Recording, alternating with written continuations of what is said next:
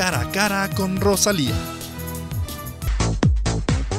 Continuamos con estas entrevistas y tenemos hoy la suerte de contar con la presencia del doctor Peter Witterauf. Él es el director, gerente de la Fundación Hanns Seidel de Alemania y está visitando el país en una gira de observación de los proyectos que la Fundación apoya y realiza en el Ecuador.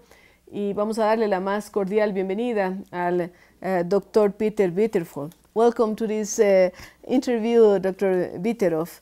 I want to ask you about your work in Hanns Seidel Foundation, how the foundation is helping many initiatives in different countries in South America and even the world. The Hanns Seidel Foundation has the main principle in the service of peace, democracy and development. We work in about 70 countries all over the world, from Latin America, over Africa, also in Eastern Europe, Southeastern Europe and also in Asia. Yeah. And how do you feel about the visit that you are paying to Ecuador in terms of projects, of relation with the Ecuadorian people? I know that it's a very important part of our work here, and I always had a good impression from our work here in Ecuador, and I think we had also make progresses here all over the time. I think we work about 28 years here in it's a lot Ecuador. Of time, It's a lot of time, yes. How long had you been with the Hanns Seidel Foundation?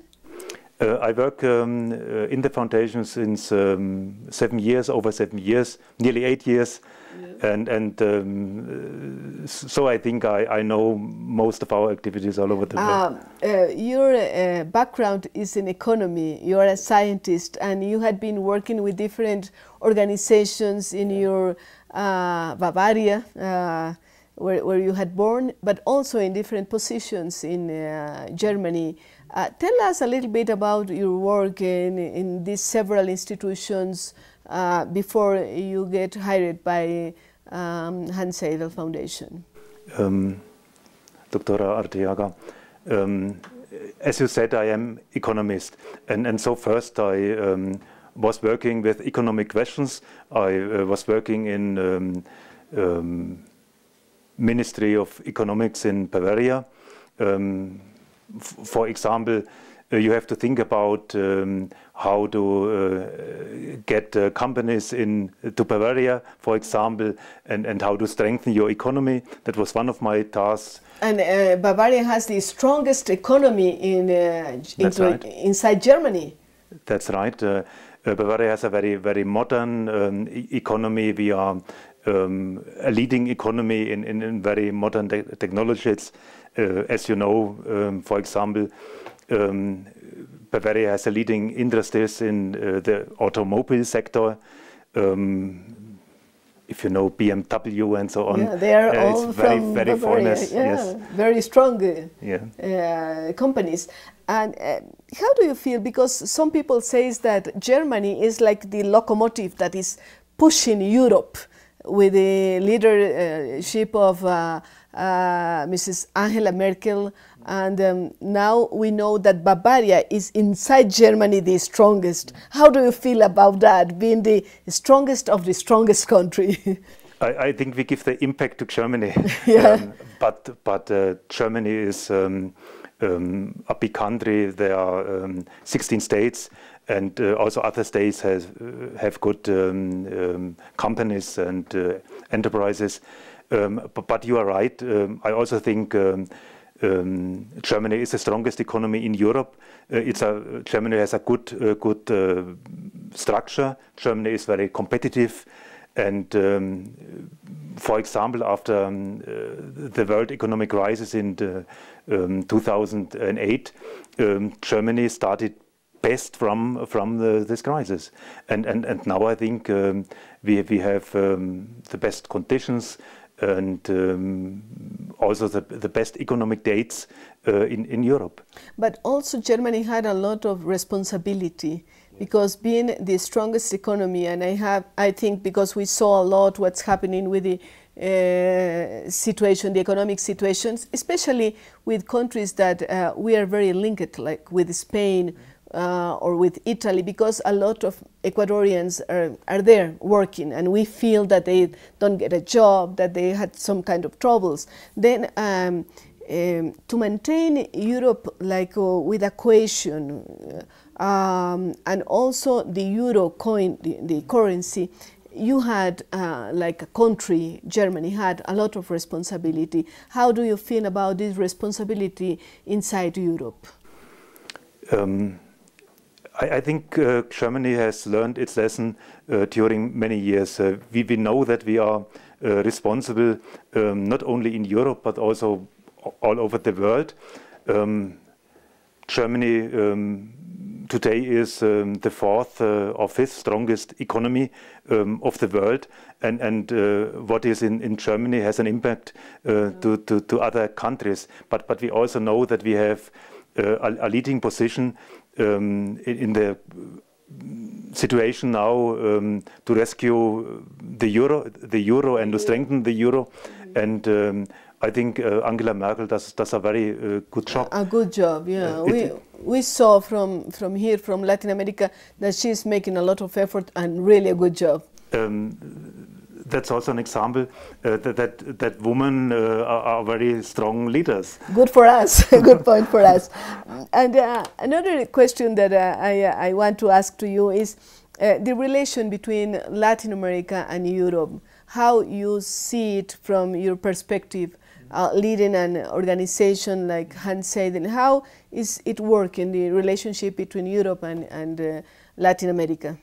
I think the relationships between Europe and Latin America are very good in generally. With some countries, you know, we have little problems, but in generally, I think they are good. I think the same you can say about Germany. Germany, for example, has very good relationships to Ecuador. Tomorrow I met the German ambassador, and he told me once again that it is very important for Germany to continue our good work here, and we have business connections and so on. And so I think relationships are good, but I also think we have to do more. If you look at our economy, sometimes I say in Germany, our companies, our enterprises should do more between Europe and Latin America. We very often look to Eastern Europe and to Asia, but we look not enough to Latin America. It is good to hear you talking about that. I know from my previous experiences with the Amazon countries that Germany is one of the best countries to cooperate with initiatives like with climate change, with what's happening with the environmental issues, and I think it will be good for Europe and especially for Germany to continue cooperating in this kind of issues with Latin America. Yes. If you look all over the world, you see we live in one world today, and climate change is a problem and a challenge for all countries all over the world. And we can say that we Germans are a leading country in environmental questions, and we do very much in Germany, and we also should do in other countries. If you look at Ecuador, you have a natural richness. Yeah, that's very remarkable. You have biodiversity. You have from mountains to the sea, a wonderful country, and so you should do what you can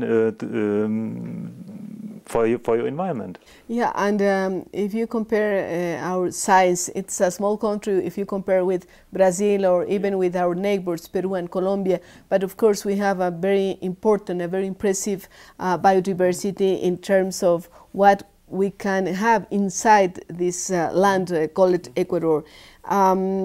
In terms of cooperation, of course, we are looking very forward what can Germany do for us, but also we can offer a lot in studies of biodiversity and others. But one of the issues that was a very impressive issue in terms of what's happening with alternative energy is about nuclear power. And I saw that Germany decided to stop nuclear power production because of what's happening in Japan. What do you think it's going to be the alternative energy in the future, for example, for Germany? In Germany you have a special situation. If you ask the people in Germany, do you want nuclear energy? They say they do not want it. And though you have to act as politician, and we have decided, as you know, to stop nuclear energy. I hope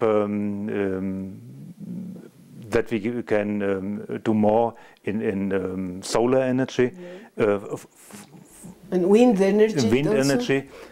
I also think, for example, if you look now at Greece, Greece has a very weak economic situation, but if you have solar energy in Greece, they can import it to Germany. And so we hope that in 10 years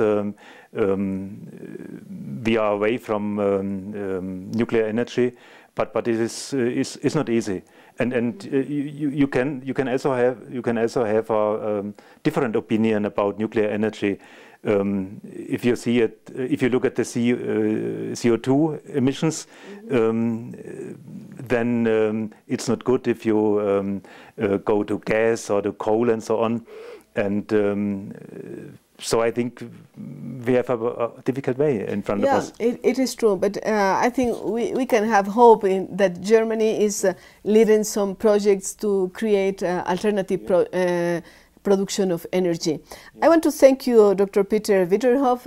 It was a nice possibility to talk with you and to exchange some ideas about the relationship between Europe and Latin America, and particularly Germany with Ecuador. Thanks a lot.